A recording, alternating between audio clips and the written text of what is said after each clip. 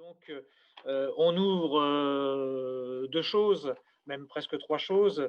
Ce rendez-vous habituel qui est l'atelier santé numérique, qui est un élément, je dirais, de visibilité du Fonds Avenir Santé Numérique et qui aujourd'hui a en plus une fonction dans le cadre de notre implication au sein des IT Health. Je vais laisser la parole au président du Fonds Avenir Santé Numérique. Je te remercie Étienne d'être venu. Tu sais, tu fais partie de ces retraités qui ont des agendas pas possibles. Voilà.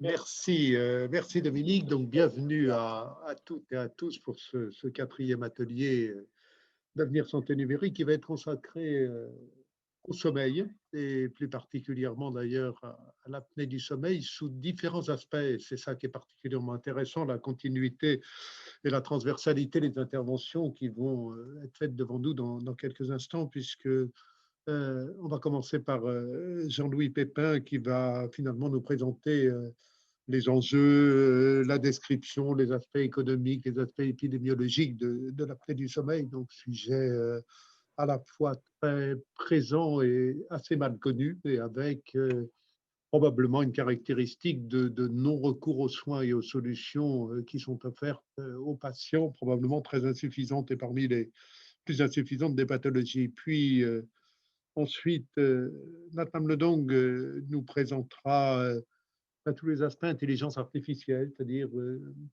qu'est-ce qu'on peut tirer de l'analyse des données, qu'est-ce qu'on peut tirer de la construction d'algorithmes, la description d'une procédure d'apprentissage automatique, donc des choses qui permettent effectivement d'énormes avantages dans la prise en charge, qui ouvrent des perspectives nouvelles et surtout, et j'insiste souvent sur ces aspects-là, qui modifient profondément l'organisation du système d'accès aux soins, y compris d'ailleurs les relations entre soignants et patients. Et nous terminerons par l'intervention de Christelle Castelli, qui interviendra sur l'analyse médico-économique pour aider au choix.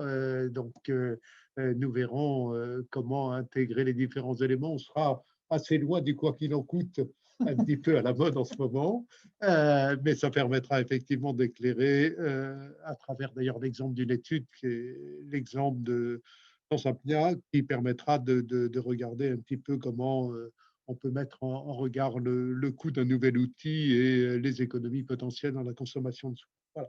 Donc, je n'en dis pas plus, mais vous voyez l'importance quand même de ces trois interventions sur un sujet majeur.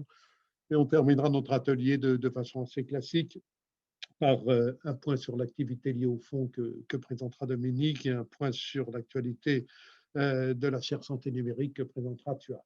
Voilà, mais je redonne maintenant immédiatement la parole à Jean-Louis Pépin. Bonjour à tous, merci beaucoup de cette introduction très pertinente, hein. Vous avez presque tout dit. Donc on va reprendre et détailler, mais tous les éléments de problématiques étaient parfaitement définis. Donc le syndrome d'apnée du sommeil, c'est des arrêts respiratoires répétés au cours de la nuit liés à un collapsus des voies aériennes supérieures. Ça survient chez les patients obèses, mais pas que, hein. Plus de la moitié des patients sont non obèses, avec des conséquences tout à fait considérables pour différents organes sur le plan cardiovasculaire, des symptômes d'atteinte neurocognitive, de somnolence. Et puis, ça participe à l'aggravation de toutes les maladies sociétales actuelles, le diabète, l'hypertension artérielle, mais aussi ce qu'on appelle la maladie du SODA, la stéatopathie hépatique métabolique. Donc, c'est une maladie qui est très transversale, qui est multi-organe et qui nécessite bien entendu une prise en charge intégrée, et c'est son intérêt. Diapositive suivante, le problème est gigantesque en fait, puisque les analyses les plus récentes montrent que la prévalence mondiale du syndrome d'apnée du sommeil est de l'ordre de 1 milliard d'individus dans le monde, avec 30 millions de personnes qui ne sont pas diagnostiquées en Europe. Cette prévalence va augmenter en raison des épidémies d'obésité et de diabète. Et vous voyez sur les deux photos de la droite, le système actuel de diagnostic qui est très complexe, qui se fait souvent en laboratoire, et la solution que nous proposons dans le cadre du projet SENS-Apnea avec un capteur mandibulaire, et de l'intelligence artificielle et qui est soutenu par la Fondation de l'Avenir. Donc, on veut vraiment passer d'une solution complexe avec peu d'accès aux soins, à un coût élevé, vers une solution plus automatisée et beaucoup plus accessible pour tous. La diapositive suivante. La présentation des patients est très diverse. Ce n'est pas uniquement l'obèse, vous voyez ce patient métabolique qui mesure son tour de taille, mais c'est aussi des sujets jeunes ronfleurs avec des profils maxillofaciaux particuliers. Le syndrome d'apnée du sommeil survient aussi dans toutes les maladies chroniques, la BPCO, l'insuffisance cardiaque. 60% des diabétiques ont un syndrome d'apnée du sommeil. 80% des hypertensions artérielles réfractaires sont associées à un syndrome d'apnée du sommeil. Diapositive suivante.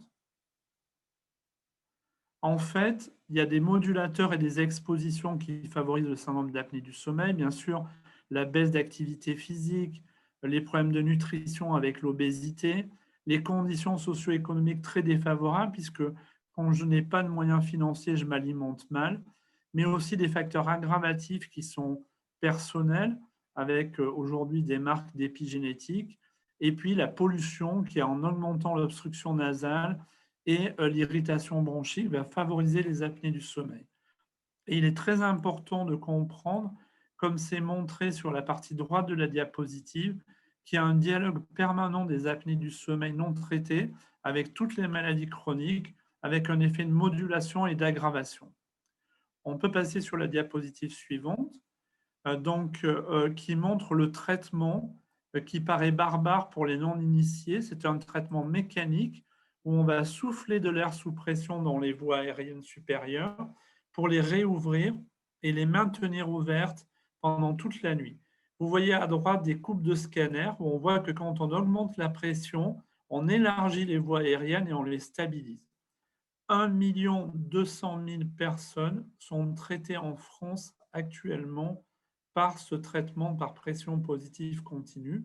La problématique essentielle est un arrêt prématuré chez un nombre significatif de patients et il y a beaucoup de méthodes dorénavant pour le suivi en médecine digitale et en médecine numérique. On en parlera un petit peu tout à l'heure. La suivante.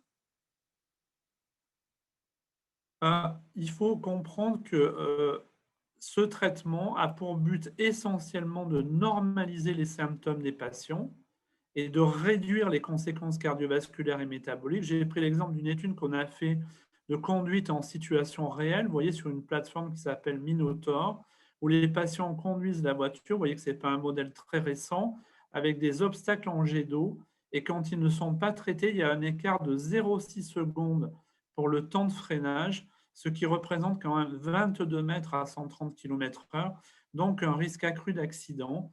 Et le traitement par pression positive continue va normaliser ce déficit attentionnel, cette somnolence, et réduire le risque accidentologique.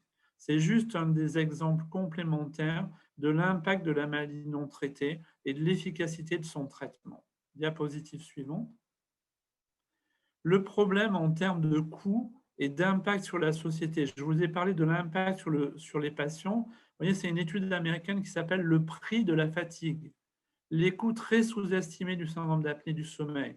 C'est d'abord pour les patients, on a parlé d'accès aux soins, je suis fatigué, je suis irritable, j'ai du mal à me concentrer, je perds de la productivité au travail. Donc à titre individuel, pour mon entreprise, pour ma famille, il y a une altération des relations sociales, c'est très gênant. Et pour la société, vous voyez que si on cumule les coûts, la diapo est en anglais, mais si on cumule les coûts du diagnostic, du traitement, des accidents de la route, des accidents du travail, de la perte de productivité, pour les États-Unis seuls, on atteint des coûts de l'ordre de 70 à 160 milliards de dollars par an. Diapositive suivante. Et pour cadrer les choses, quand vous comparez ces coûts, personne aujourd'hui ne s'étonnerait des coûts du cancer, du diabète, des maladies coronariennes. Et comme cela a été dit dans l'introduction, le syndrome d'apnée du sommeil, même s'il est mieux connu, continue à être très sous-estimé en termes de retard diagnostique, d'impact sur la société et en termes de coûts, où vous voyez qu'on se situe au-dessus des AVC, au-dessus de l'hypertension artérielle et à proximité des maladies coronariennes. Diapositive suivante. Aujourd'hui, on est dans un monde, et on est au fond numérique de la Fondation de l'avenir, de la e-santé, de la science des données. Et vous voyez sur cette diapositive, qui sera ma diapositive finale, qu'un patient, aujourd'hui, il est pris en charge, on l'examine, on l'interroge, on a un dossier médical électronique, on a beaucoup d'objets connectés ou d'applications pour le suivre dans son écosystème, dans sa vie réelle, qui vont nous fournir des données. Et c'est très important à la fois pour le diagnostic, le suivi et la prise en charge des patients. Aujourd'hui, les 1 200 000 patients sous PPC télétransmettent chaque nuit des données de santé qui peuvent servir à générer des alertes. Et le projet Sense Apnea qui va vous être présenté plus en détail, avec ce capteur de mouvement mandibulaire qui est capable de résumer les informations dont nous avons besoin pour traiter les patients, diagnostiquer les patients, va être relié à une application téléphonique, des données qui sont envoyées dans le cloud et une analyse par intelligence artificielle. Donc, on s'attaque vraiment à un des défis majeurs du syndrome d'apnée du sommeil, qui est la difficulté diagnostique en proposant de la simplification, de l'automatisation et un meilleur accès aux soins. Voilà, je vous remercie. Alors, je vais passer la parole à Nat Namledong, qui est de Namur. Il se présentera lui-même et nous allons aborder la question de l'IA. Bonjour, et je pourrais commencer ma présentation. D'accord.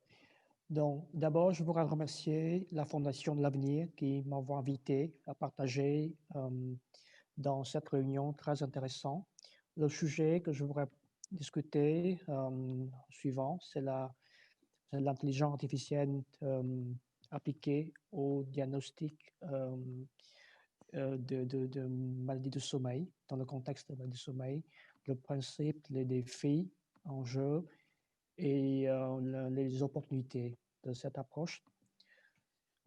Je vois le diapo suivant, merci. D'accord, des problèmes. Oui, d'accord. Donc, pour commencer, sur le diapo, vous pouvez voir les deux prototypes des deux inventeurs des signaux ECG et EEG, tout le monde le connaît. Le message est que à nos jours, on entend des nouvelles notions, des terminologies telles que l'intelligence artificielle, écosystème des capteurs, télémonitoring, apprentissage profond, machine learning. Mais à mon point de vue scientifique, donc, toutes ces notions sont simplement une continuité de long chemin à découvrir des phénomènes physiologiques qu'on a déjà commencé depuis très longtemps, parce que dans le passé, les physiologues ont utilisé les signaux biologiques en temps de moyenne, en moyenne à découvrir des nouvelles connaissances et les symptômes physiopathologiques. Et à nos jours, on a amélioré l'application de ce signal avec analyse automatique. Le diapo suivant, s'il vous plaît. Voilà. Vous pouvez imaginer un domaine dans la médecine qui s'implique à la fois toutes les technologies, de tous les types de capteurs, de signaux physiologiques qu'on peut imaginer. C'est la médecine du sommeil, parce que pendant la nuit, on peut capturer à la fois vingtaine de signaux différents, par exemple EEG, ECG, SpO2, la pression, le signal sonore, visuel, etc. Et tout se combine pour former une exploration intégrale de nos fonctions respiratoires, cardiologiques et neuronales en même temps. Le diapo suivant, s'il vous plaît.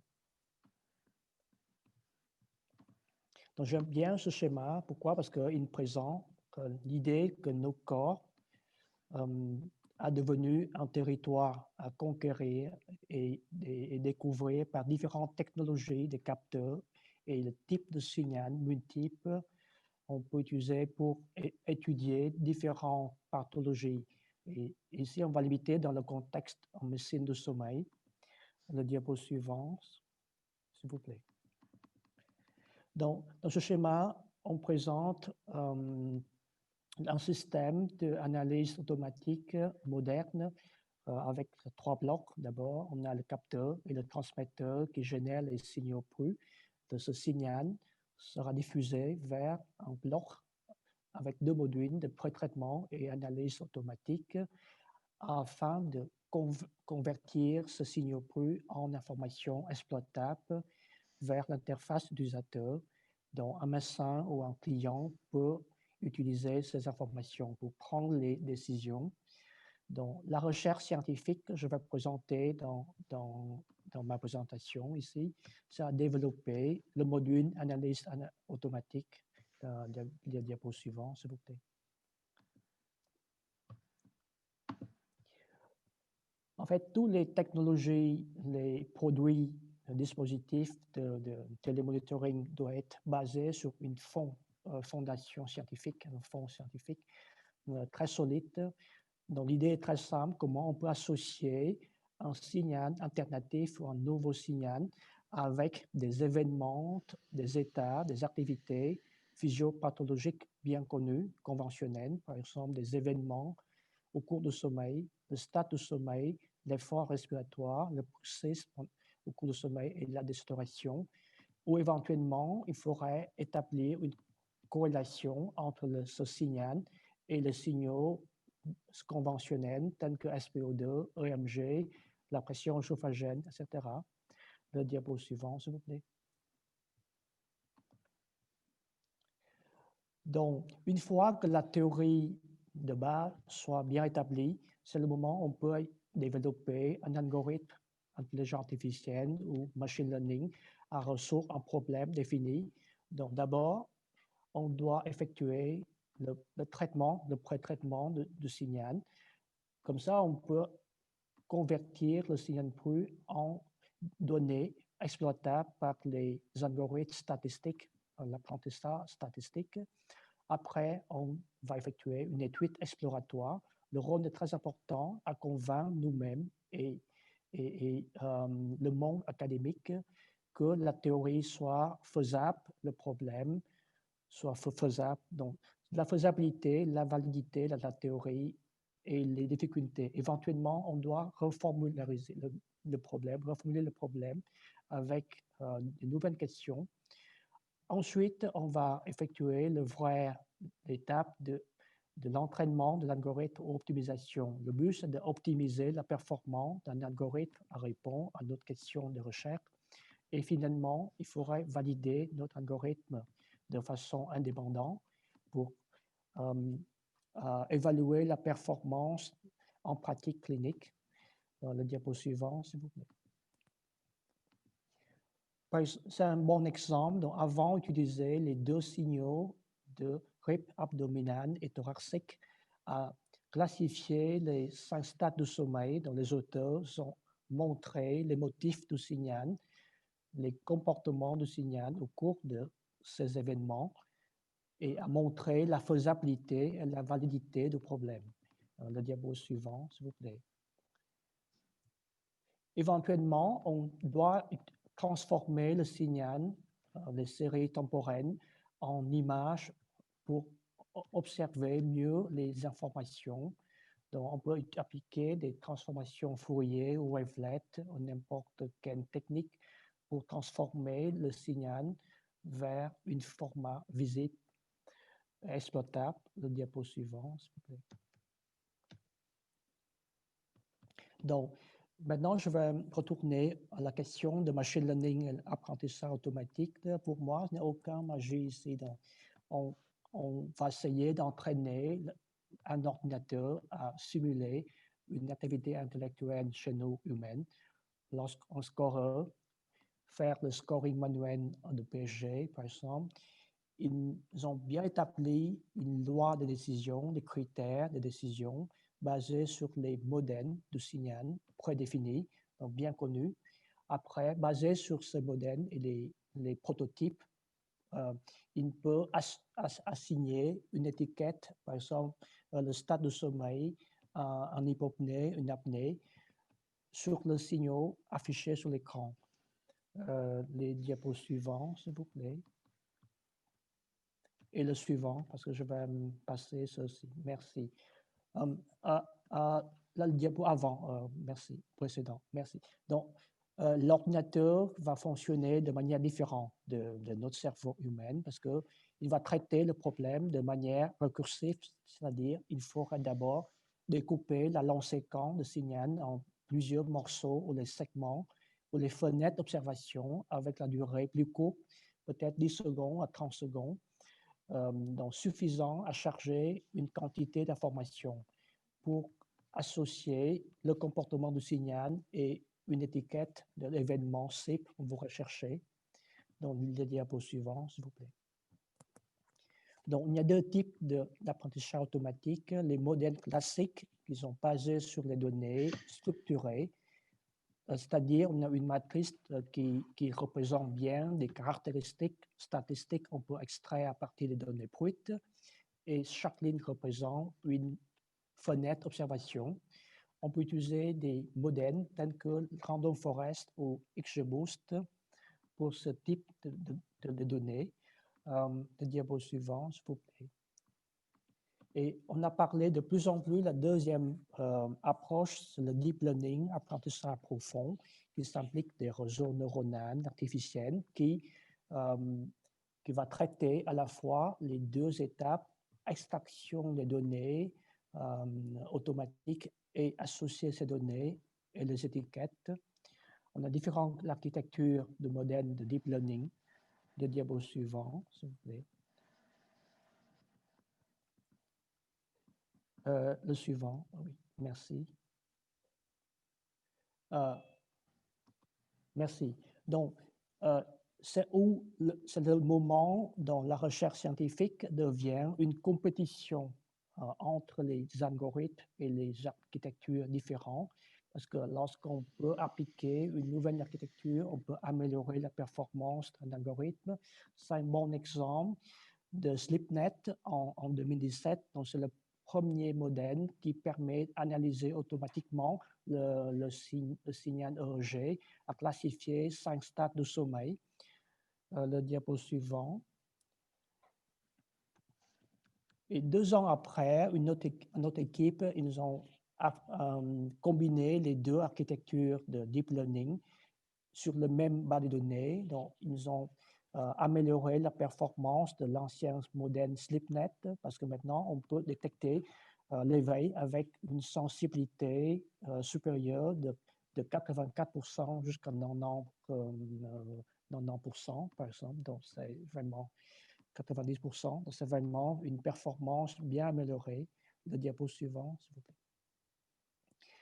Donc, pour clôturer la présentation, je vais d'abord présenter des questions de recherche, des enjeux et des défis dans ce domaine.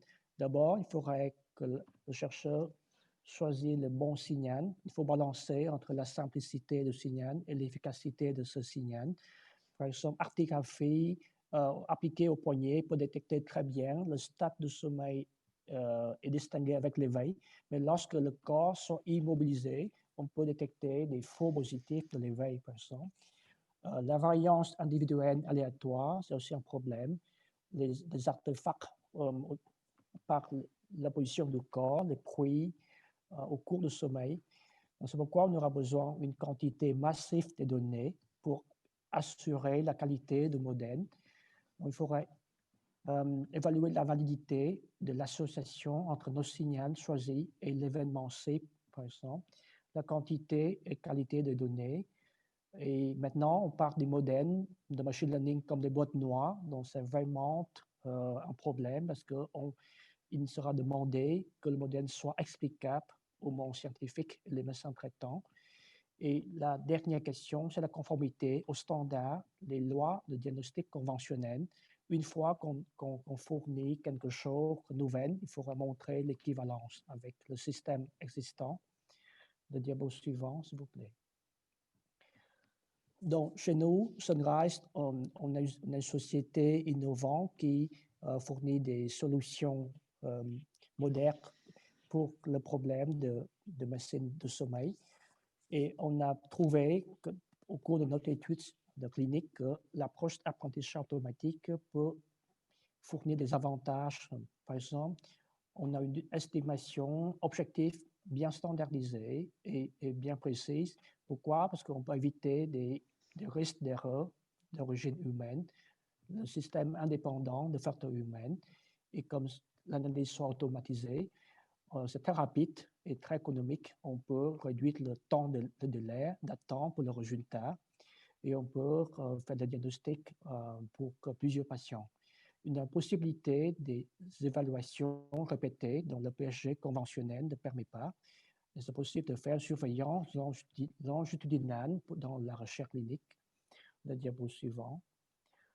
Donc, la nouvelle technologie a ouvert aussi des nouvelles opportunités aux médecins traitants. D'abord, il peut faciliter la procédure de pratique clinique. Deuxièmement, il permet une interaction entre le médecin, le client et le fournisseur de technologie. Parce que le fournisseur ne peut pas agir de façon indépendante. Et lorsqu'on peut collaborer entre les trois parties, on peut trouver des nouvelles solutions plus efficaces et on a des nouvelles opportunités pour la recherche clinique. Pourquoi? Parce que le médecin peut utiliser un capteur, un nouveau signal comme un outil de recherche. Comme ça, il peut détecter éventuellement de nouvelles connaissances qui n'existaient pas dans la littérature, dans le textbook, les nouveaux symptômes ou un nouveau critère de diagnostic, par exemple. C'est la fin de ma présentation et merci beaucoup pour votre attention. Alors là, avant de passer la parole, peut-être une petite introduction, avant de laisser la parole à Christelle Castelli. Voilà, ça c'est l'expression concrète de ce que nous allons faire lorsqu'on a voulu présenter et présenter le Fonds Avenir Santé Numérique. C'est de permettre à des acteurs de notre environnement, membres du fonds, de pouvoir être partie prenante de projets, en l'occurrence EIT Health, pas exclusivement, on en fera un petit point sur la fin, mais notamment EIT Health. Et voilà un exemple très concret sur pourquoi Christelle Castelli, Languedoc Mutualité, Aesio Santé maintenant. Et puis, c'est le rôle du fonds de créer du lien avec des projets portés par des acteurs divers. Ils peuvent être académiques, ils peuvent être industriels. Ils sont obligatoirement dans une démarche européenne, donc pas uniquement sur le territoire français. Et notre rôle à nous, c'est de faire du lien, notamment avec les acteurs mutualistes. Christelle Castelli, je vous passe la parole. Oui, merci. Donc moi, je vous remercie pour l'invitation. Donc je vais vous parler donc de l'évaluation médico-économique. Donc tout d'abord dans un contexte général, très rapidement, et puis après je vous proposerai de vous présenter ce qu'on a prévu pour l'étude Sensapnea du dispositif qui vient d'être présenté. Diapo suivante, s'il vous plaît. Donc, de manière générale, l'évaluation médico-économique donc est devenue obligatoire dans un certain nombre de cas depuis 2012, puisqu'elle va contribuer à la décision au sens de remboursement par le système de santé.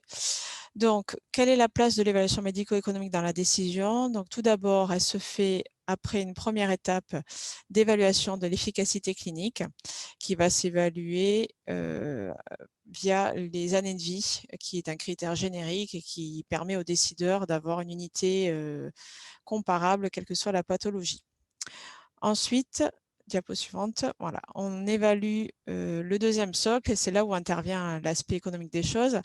C'est une fois qu'on a démontré l'efficacité clinique, on va passer à un critère composite qui introduit la dimension économique, qui est l'efficience. Donc là, le gold standard dans le critère, c'est le coût par année de vie. Il y a un niveau supplémentaire d'efficience qui peut être évaluer. C'est ce que j'ai appelé ici efficience plus. C'est à chaque fois que la qualité de vie va être impactée par la pathologie étudiée. Et donc là, on va étudier cette fois-ci le coût par QALY. Et le QALY, c'est une mesure de l'année de vie ajustée à la qualité de vie. Puisque l'on a vu depuis un certain nombre d'années que des fois, on avait des dispositifs ou des thérapeutiques, enfin des produits de santé de manière générale, qui permettaient d'augmenter la quantité de vie, mais quand on ajustait sur la qualité de vie, il n'y a plus de gain. Donc, c'est le niveau efficience plus. Et enfin, la dernière brique qui va permettre de résumer, enfin pas de résumer, mais de compléter l'évaluation, c'est la dimension patient qui est introduite depuis un certain nombre d'années. Une fois qu'on a validé l'efficience, il faut s'assurer qu'il y ait une adhésion du patient. Donc ça se mesure via des notions de préférence, puisque sans adhésion du patient, même si le produit de santé a prouvé son efficience, donc son remboursement ne va pas permettre d'améliorer globalement la qualité de la prise en charge s'il n'y a pas une adhésion du patient. On a vu ça par exemple dans les exemples de dépistage ou de quelques exemples de préventifs. Donc sans adhésion, on a des difficultés à faire adopter un certain nombre de stratégies. Donc, en plus de ces éléments, on peut rajouter 2 types d'études. Diapo suivante, s'il vous plaît. Voilà, on a les études d'analyse d'impact budgétaire. Donc ça, ce sont des éléments importants aussi dans la décision, donc là, au stade du remboursement et de la fixation de prix, qui permet de s'assurer à l'assurance maladie que l'on va bien respecter l'ONDAM, donc le budget de la santé fixé au Parlement annuellement. Donc là, dans la pyramide précédente, on raisonnait en critères moyens par patient. Dans le cas de l'AIB, l'analyse d'impact budgétaire, on va raisonner en considérant la population cible, donc l'ensemble des populations qui sont ciblées par le dispositif évalué. Enfin, le micro-costing, c'est une évaluation des coûts de production de la nouvelle stratégie de santé pour avoir le coût réel pour le producteur de soins. Donc, ce sont des éléments qui sont intéressants, notamment dans la fixation des prix et au moment du stade de remboursement. Diapo suivante. Donc, l'ensemble de ces éléments vont constituer l'évaluation médico-économique dans son ensemble. Et maintenant, je vais vous parler du cas de l'étude SENS-apnéa. Et je vais vous présenter ce que l'on propose dans le cas de l'évaluation du dispositif Sunrise. Donc, nous proposons de réaliser une étude d'impact budgétaire. La problématique est la suivante. Je vais être très rapide dans la mesure où cela a été bien présenté précédemment. Donc, nous avons validé l'étape des performances diagnostiques puisque nous avons le dispositif Sunrise a été évalué du point de vue de sa sensibilité et sa spécificité. Et on se pose la question aujourd'hui de l'impact budgétaire de son introduction dans le diagnostic du syndrome d'apnée du sommeil, dans la mesure où la plus grosse inconnue aujourd'hui, c'est d'évaluer la population cible. Puisque, comme l'a dit le professeur Papin, un grand nombre d'individus divers et variés peuvent être atteints du syndrome sans même le savoir.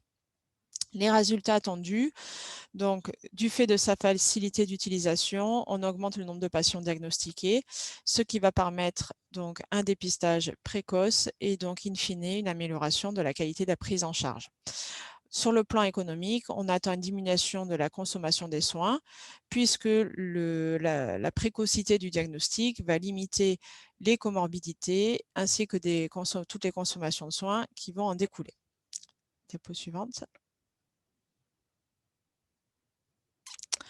L'objectif principal dans le cadre de notre évaluation économique de l'étude SENS-apnéa, c'est d'évaluer l'impact budgétaire de l'introduction de cet outil dans le diagnostic des apnées du sommeil comparativement à ce qui se fait actuellement, c'est-à-dire sans le dispositif. Pour cela, nous proposons de cibler la population susceptible de bénéficier de ce dispositif, dont les patients non diagnostiqués, d'évaluer la consommation de soins d'un patient diagnostiqué avec syndrome d'apnée du sommeil et enfin de déduire et d'étudier l'impact budgétaire de l'introduction de ce nouveau dispositif. Diapo suivante. Alors, pour le premier objectif qui consiste à cibler la population susceptible de bénéficier du dispositif, donc nous allons nous atteler à estimer l'effectif de la population cible. Pour cela, on va étudier les caractéristiques suivantes qui sont principalement liées à l'apnée du sommeil, ou du moins qui permettent de cibler les patients de cette pathologie. Donc, les patients qui ont une hypertension artérielle, y compris les résistantes, les patients avec fibrillation auriculaire, des patients souffrant du diabète de type 2 et des patients avec antécédents d'AVC, d'accident cardiovasculaire. Tous ces patients-là sont susceptibles d'avoir une apnée du sommeil, et donc nous allons l'étudier afin d'étudier cette population cible. Diapo suivante. En ce qui concerne la consommation de soins, nous allons cibler cette consommation de soins sur le coût annuel après son diagnostic. Donc, le diagnostic, il sera, donc, je vais vous présenter, on va travailler sur une base de données de l'assurance maladie. Donc, c'est pour ça qu'on a ciblé un certain nombre de critères. Donc, le diagnostic, on considérera qu'un patient a eu un diagnostic dès lors qu'il a eu une polysomnographie positive ou traitée par PPC, ou s'il a eu une post-orthèse d'avancée mandibulaire dans les 6 mois. Suivant le diagnostic, suivant la réalisation de la polysomnographie. L'ensemble des consommations de soins qui en découlent seront comptabilisées sur une durée de 1 an après cette date de diagnostic, et on se place du point de vue de l'assurance maladie. Cet ensemble de consommation de soins pourra être comparé à une consommation de soins moyenne nationale française.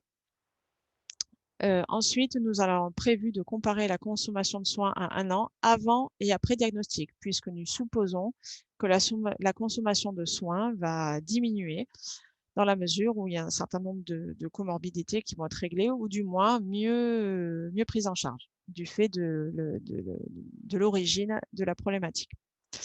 Nous avons choisi un horizon temporel de 1 an, puisque les cliniciens pensent que le surcoût lié au diagnostic sera compensé dès 1 an de suivi.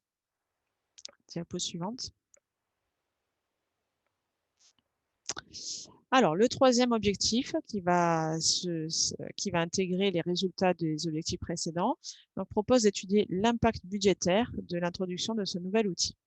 Donc, nous aurons 2 stratégies de prise en charge.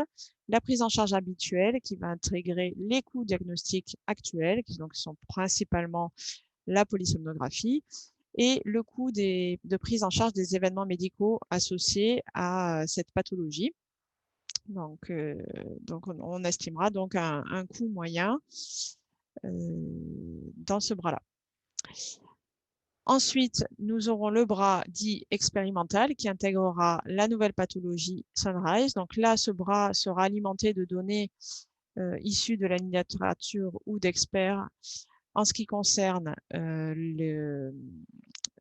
les performances et un certain nombre de paramètres. Donc là, nous allons intégrer les surcoûts liés au dispositif Sunrise. Là, ce qu'on attend, c'est qu'on attend un coût supérieur dans la mesure du fait du volume, puisqu'on pense couvrir une population bien plus importante du fait des retards et des capacités limitées des laboratoires actuels pour diagnostiquer le syndrome d'apnée du sommeil. Donc, un coût individuel qui sera moindre, mais du fait du volume, on aura un surcoût Sunrise qui sera probablement plus important. En revanche, on aura un certain nombre de coûts évités, qui sont les coûts liés aux polysomnographies, qui sont plus coûteuses, mais aussi aux coûts de prise en charge des différents événements médicaux qui interviennent, puisque en ciblant mieux les patients et en les diagnostiquant, on va régler un certain nombre de problèmes médicaux. Donc, au milieu, là, vous avez donc la prise en charge avec Sunrise va concerner une population plus importante donc, par rapport à la prise en charge habituelle. Les surcoûts liés et les coûts évités liés au diagnostic. Donc là, on ne sait pas précisément, mais on pense que, in fine, le surcoût sera plutôt du côté du Sunrise.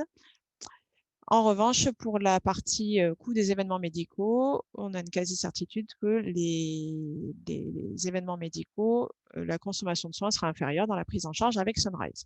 Donc, l'idée est de savoir globalement comment les coûts vont se répartir et l'hypothèse est qu'on aura un impact budgétaire qui sera meilleur avec l'introduction du dispositif Sunrise. Diapo suivante, s'il vous plaît. Voilà, donc la question c'est est-ce que le surcoût du Sunrise fait à plus large échelle sera compensé par la diminution des polysomnographies et la diminution de la consommation de soins liés aux événements médicaux. Diapo suivante. Alors, concernant les données, nous allons travailler sur les données de l'EGB, qui est un échantillon des généralistes des bénéficiaires. Donc, c'est un échantillon de la base de données de l'assurance maladie, de tous les patients protégés par un système, par le système d'assurance maladie. C'est un échantillon puisque c'est un sondage au 1,97e. Les patients sont tirés, pour constituer cet échantillon, les patients sont tirés au sort sur leur numéro de sécurité sociale. Et nous avons donc, une fois que ce patient est tiré au sort pour la constitution de l'échantillon, nous avons sa consommation de soins, qu'elle soit positive ou nulle. Donnée suivante, diapo suivante. En termes d'accès, donc nous avons fait notre demande auprès du Health Data Hub qui permet d'avoir un accès, un parcours simplifié pour accéder à cette donnée, à cet échantillon dans la mesure où il est anonymisé. Nous avons procédé à l'engagement de conformité au référentiel de sécurité. Ensuite, nous allons procéder à la convention CNAM et ensuite nous aurons accès aux données. Diapo suivante. Ah oui. Juste pour info, là on en est au stade de l'autorisation CNIL et nous allons prochainement, donc on arrive à la fin de l'instruction du dossier et nous allons prochainement avoir accès à l'ensemble des données pour traiter les objectifs que je vous ai présentés. Je vous remercie.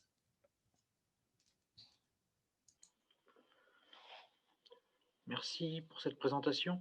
Peut-être un rappel, parce que là vous êtes dans une phase de... Le calendrier, c'est quoi? C'est-à-dire, sur l'ensemble de cette SAFCA, on est sur quelle échéance? Oui, on doit rendre les conclusions de tout ça à la fin du mois de décembre de cette année. Donc, on a fini l'étude clinique, on est en train d'exploiter les résultats, toute la partie étude de marché, développement de l'intelligence artificielle, c'est fait. Vous avez vu la présentation de Nam Le Dong hein, qui simplifie complètement l'analyse des données et qui est vraiment un objectif très important. Et le Work Package de Christelle Castelli va être probablement le dernier, mais il est très important. Elle a dit que c'était un accès simplifié à l'EGB pour le SNDS, mais en France, malheureusement, l'accès n'est pas si facile que ça. C'est un parcours du combattant pour accéder aux données, mais on pense qu'on va tenir les délais, mais Christelle pourra commenter et on est très impatient de voir ces résultats. Christelle? Oui, effectivement, donc c'est bien prévu au 31 décembre. On a eu des petits désagréments avec la CNIL. Voilà, ça de là devrait se régler très rapidement. Je les appelle toutes les semaines là depuis 2 mois, mais là on arrive au bout. Donc voilà, donc j'ai bon espoir que d'ici le mois de novembre, j'ai accès aux données. Bon, bah, très bien, très bien. C'est bien parce que là, on a un balayage extrêmement large et complet et ça me semble... J'avais peut-être une question, et puis je ne voudrais pas m'en épuiser en ayant l'accès au micro. L'appropriation par le patient et un peu donc derrière l'usage. Alors, ça, c'est un point très important.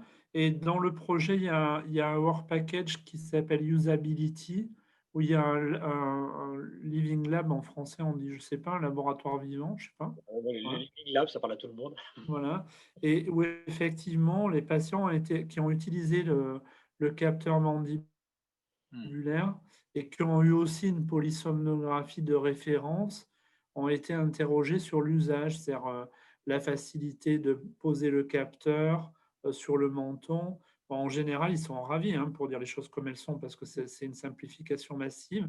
Mais aussi, on a discuté avec eux de est-ce que c'était facile d'activer l'application téléphonique, le compte-rendu qu'ils reçoivent le matin avec leur médecin, est-ce que c'était formulé de manière accessible pour eux? Voilà, donc ça a été travaillé cet aspect-là parce que, comme le disait Christelle tout à l'heure, si on développe la meilleure solution du monde mais que les patients ne veulent pas l'utiliser, ça ne sert pas à grand-chose. Nous sommes d'accord, on en connaît beaucoup.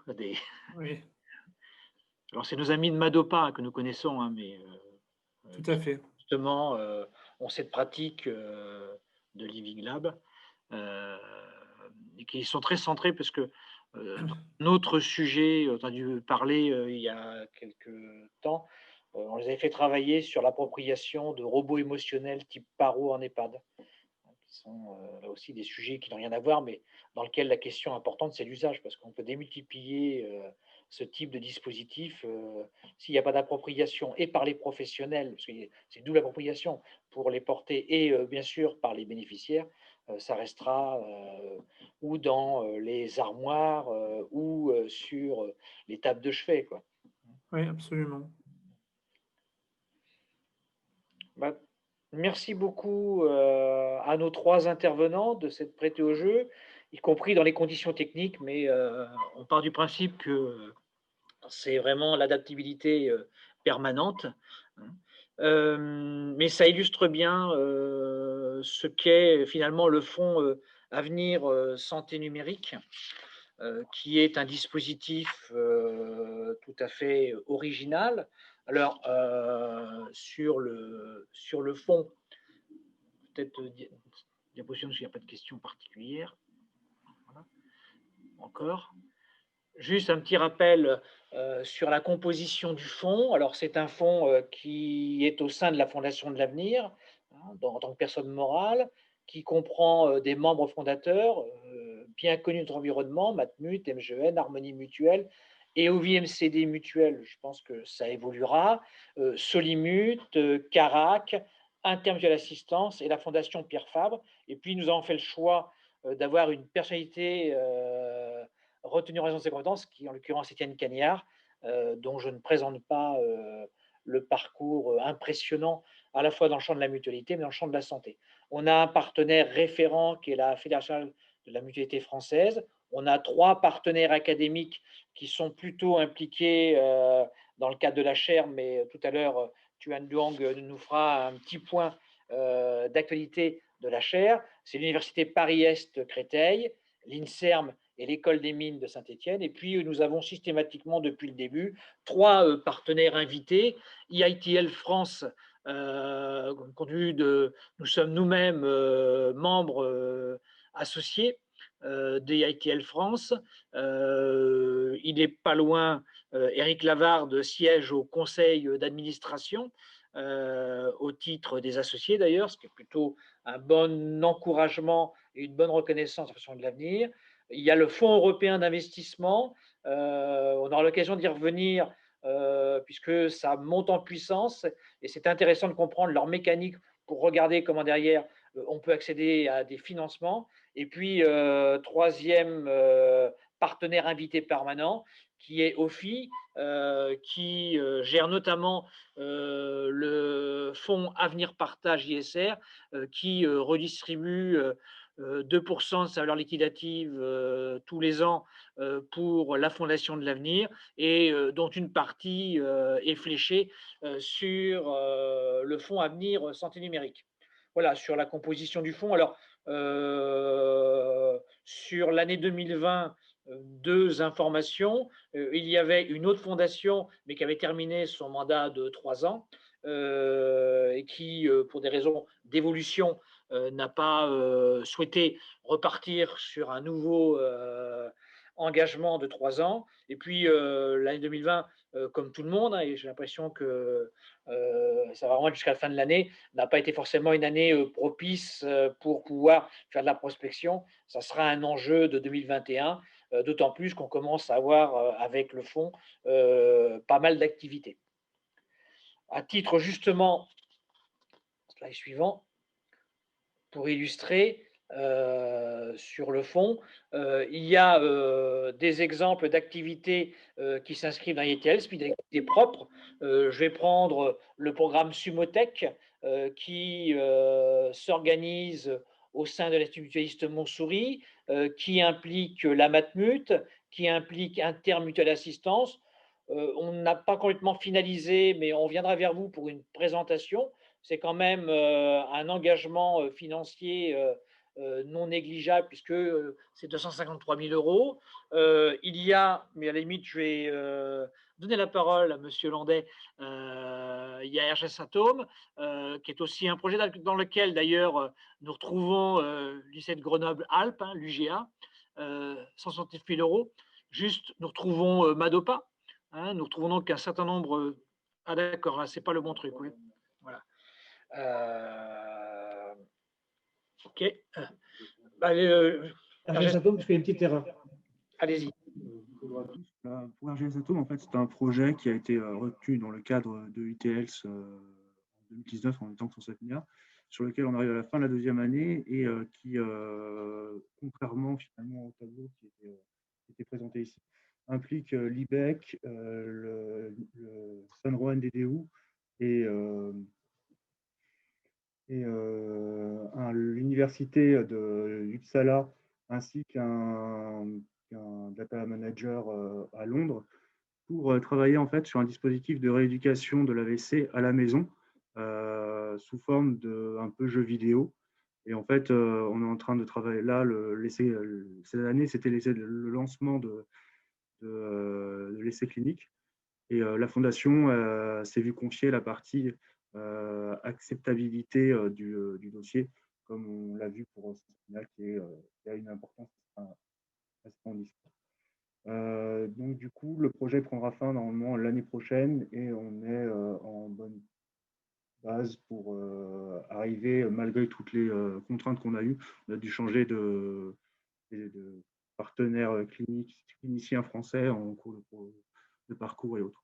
Mais bon, ça avance. Merci. Voilà, donc Retina Red Risk, en fait, est un projet, les deux projets ici que vous voyez, c'est des candidatures qui sont en cours, qui ont passé la première étape de validation et dont on est en train de faire les auditions. Donc, on espère qu'ils passeront. Retina Red Risk, c'est un projet, en fait, pour diagnostiquer de façon très précoce la rétinoplastie diabétique. Et en fait, ça rejoint un petit peu Sans apnéa dans le sens où la problématique, c'est comment diagnostiquer sur des larges populations à faible coût, finalement, une maladie qui va avoir des conséquences médicales très lourdes pour la personne et pour le système de soins derrière. Et donc, du coup, on travaille avec tout un consortium qui était très hispanique pour rendre possible ce diagnostic sur simple image d'un smartphone. Voilà. Alors, sur cette année, en fait, on a la campagne ITLS a été un peu chamboulée par plusieurs événements, entre autres le Covid, et entre autres les règles politiques dont découle ITLS, qui sont le programme H2020 qui se transforme en horizon tout court d'ailleurs. Et de ce fait, en fait, il y a eu beaucoup de projets qui ont été montés sur la première partie de l'appel à projet, dont les consortiums ont plus ou moins éclaté en cours de route. Et donc, du coup, sur l'ensemble des propositions, la Fondation a pu se positionner sur 6 projets. Et on voit qu'il n'y en a eu que 2 qui ont passé la barrière de l'écrit en raison d'une très, très forte concurrence cette année. On espère que l'année prochaine, on sera plus… Cependant, on a de plus en plus de retours facilités avec notre réseau mutualiste. Et donc, du coup, on espère que l'année prochaine, on pourra aboutir à plus de projets retenus cette année. Rapidement, que c'est normal, au démarrage, on est plutôt, nous, porteurs et on va chercher, comme trop souvent, mais c'est souvent au dernier moment. Nos partenaires n'ont pas toujours la capacité à pouvoir s'approprier et identifier les bonnes parties prenantes en interne. Je disais simplement que vous pouvez aussi avoir très en amont des thématiques qui peuvent vous intéresser et de nous les faire remonter. On se chargera, nous, à l'heure, de regarder, soit de l'inscrire dans des consortiums déjà existants, soit de construire ex nihilo des consortiums sur mesure. Donc, ça n'est pas uniquement du descendant, parce que vous savez très bien, on est tous dans les goulets d'étranglement au dernier moment, c'est aussi dans de l'ascendant. Écoutez, je suis Anne Dion, donc je suis dermatologue. Je suis aussi la coordinatrice de la chaire Avenir Santé Numérique. Donc d'abord, je tiens à remercier la Fondation et Dominique et toute son équipe pour le support qu'ils nous ont apporté, notamment à la mise en place de cette chaire depuis 2018. Donc un petit rappel historique, cette chaire, en fait, elle est portée par l'Université Paris-Est Créteil via sa faculté de médecine, par l'INSERM et par aussi Mines Saint-Étienne.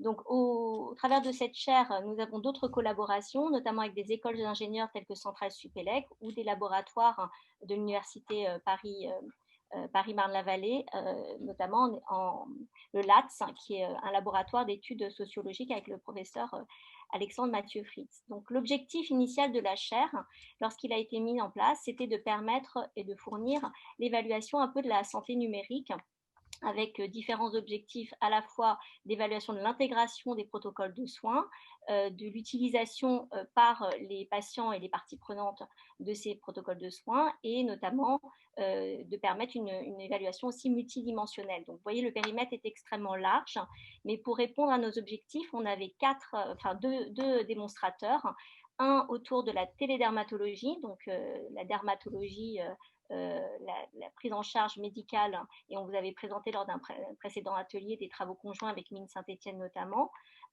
autour de justement la prise en charge à distance des patients par télémédecine, et un autre démonstrateur qui s'appuyait sur un programme académique, le RHU Karma, dont l'objectif en fait était de faire partir des résultats de la recherche fondamentale à ensuite la validation de biomarqueurs retrouvés par la recherche fondamentale dans la vraie vie. Comme l'ont illustré très brillamment les interlocuteurs précédents, vous savez que la mise en place des projets est longue, fastidieuse, compliquée, et effectivement, les protocoles peuvent être longs.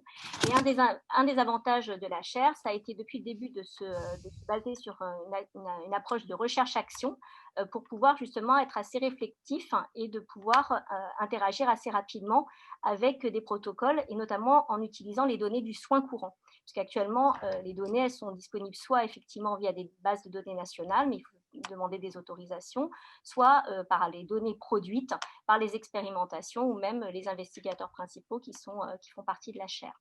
Donc, c'est un processus qui est important. L'année 2020 a été marquée notamment par le Covid, et donc vous savez qu'il y a eu une grosse accélération sur la télémédecine. Donc nous avons pris parti de focaliser la majorité d'une partie de nos travaux sur notamment le modèle de télédermatologie, puisque l'autre modèle était plus issu des données de la recherche fondamentale. Et donc, nous avons, comme avait illustré tout à l'heure le professeur Pépin, détaillé le modèle de télémédecine en l'approfondissant plus vers la dermatologie numérique, autour des actions de prévention, diagnostic et suivi. Et donc, à ce jour, via la chaire, nous avons commencé en fait des travaux, notamment sur le travail invisible du numérique, grâce à un postdoc qui est le docteur Troupia, conjoint avec le LATS. Et nous avons déposé à ce jour 4 protocoles CPP-IRB en cours de validation, et nous avons, sur cette année 2020, plus d'une dizaine de publications, soit soumises, soit acceptées. Donc, vous voyez que ce travail collaboratif nous a permis en fait de poursuivre une activité de recherche lorsque les laboratoires ont été mis à l'arrêt, malheureusement au mois de mars-avril dernier, et de poursuivre notamment nos travaux sur l'intégration des filières de soins. Donc, je tiens à préciser que dans les membres de la chaire, donc il y a le professeur Augusto, le professeur Oduro, le professeur Derumeau et moi-même, qui sommes donc, on va dire, des coordinateurs de projet.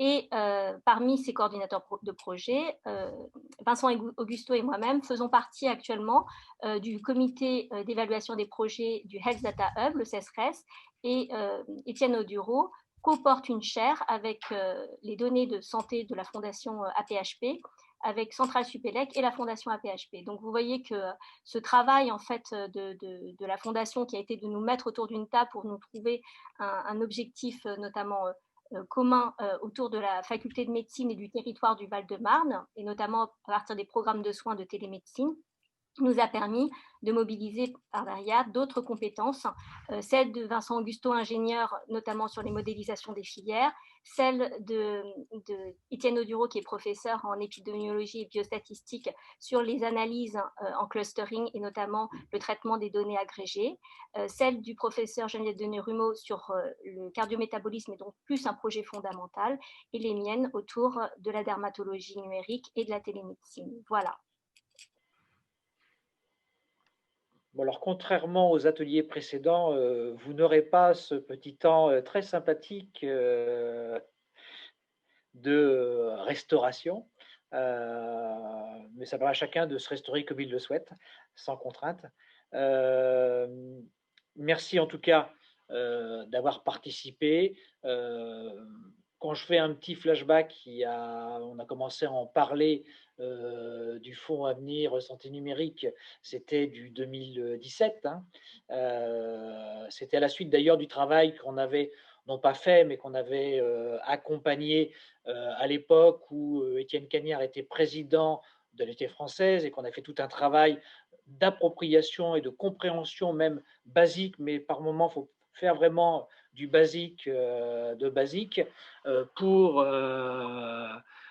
sur la santé numérique. Et puis, on s'est dit, mais pourquoi pas aller plus loin? Et c'est comme ça qu'est venue l'idée de faire un fonds. On s'est dit, un fonds, mais pourquoi faire? Notamment, pas exclusivement, mais notamment pour financer une chaire, avec un modèle de chaire, comme je l'ai évoqué, un peu original, qui est pluri-institutionnel, c'était important pour nous, plurigéographique. Aujourd'hui, il est est parisien et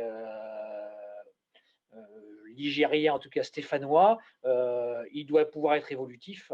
Et on est très attentif à cette dimension pluri-institutionnelle, pluridisciplinaire et plurigéographique, avec toujours le souci de l'excellence et surtout le souci de préoccupations qui sont fortes pour nous, mais qui seront bien illustrées dans la présentation de ce matin, l'usage, tant par les professionnels que par les bénéficiaires. Ça. Et puis le fait que, en termes, au bout du compte, qu'il y ait y compris un vrai gain au plan économique. C'est pas parce qu'on est mutualiste qu'on a cette préoccupation, mais c'est aussi parce que nous sommes mutualistes que nous avons cette préoccupation, parce que derrière, c'est le coût de la santé. Et donc, si effectivement ces évolutions permettent de réduire les coûts, si en plus elles sont largement utilisées au bénéfice de la santé de tout à chacun et que les professionnels se les approprient, à notre niveau, on a apporté notre petite pierre à l'édifice.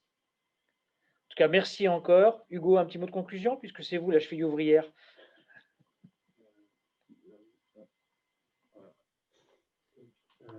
Un grand merci déjà à vous tous d'avoir rendu possible cet atelier et le Fonds Avenir Santé Numérique.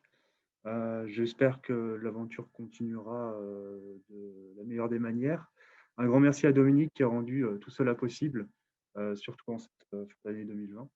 Voilà. Et encore désolé pour tous les petits désagréments techniques que nous avons eus et à côté de ça, toute la difficulté d'organisation dans un contexte assez covidien qui ont remis le plan sur la planche plusieurs fois d'affilée. Et je vous souhaite à tous et à toutes une très bonne fin de journée, une bonne fin d'année, si je ne vous vois pas d'ici. Bonne journée. Merci à tous. Au revoir.